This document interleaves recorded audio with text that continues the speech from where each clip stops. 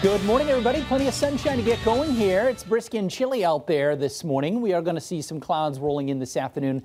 Changeable sky, becoming mostly cloudy at that point. We're starting in the 30s. We'll end up in the low to mid 40s with a bit of a breeze. So certainly a bundle up kind of day today. We can't rule out a sprinkle or a flurry, and a few flurries overnight tonight in the hills. In the valley, we stay dry with temperatures falling into the lower 30s. Tomorrow, a little bit milder, in fact. Readings tomorrow are going to come up to around 50, maybe lower 50s, but then a front will arrive late in the day, and that's going to bring some rain showers, perhaps ending as a few wet snowflakes. And then it's windy and colder as we go into your Thursday. Only in the 30s for highs. It'll feel like it's in the 20s, brisk and chilly on Friday. Then perhaps wet snow going over to rain on Saturday. Could be a sizable storm. By the way, spring begins this evening at 11:06. All right, that's your forecast. Let's check on today's top stories. Good morning, Amanda. Good morning, Dan. I'm Amanda Callahan. Here's your latest news update from Western Mass News. Another possible racist situation in the Southwick Regional School District just weeks after we first reported racially charged bullying in the district.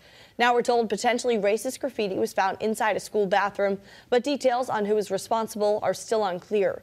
We reached out to the Southwick School District, the superintendent, and the school committee president for additional information, but did not hear back.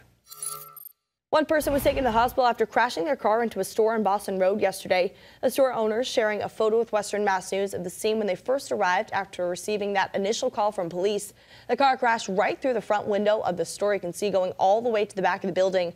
The store's owner tells us that store is a disaster, but he's grateful that no one inside was hurt. State lawmakers joined the Springfield City Council last night to discuss possible solutions amid the city's ongoing gun violence crisis after 31 people died at the hands of gun violence last year. The City Council voted to adopt resolutions based on a bipartisan amendment that will ensure violent repeat offenders, specifically those without a license to carry, are detained until trial.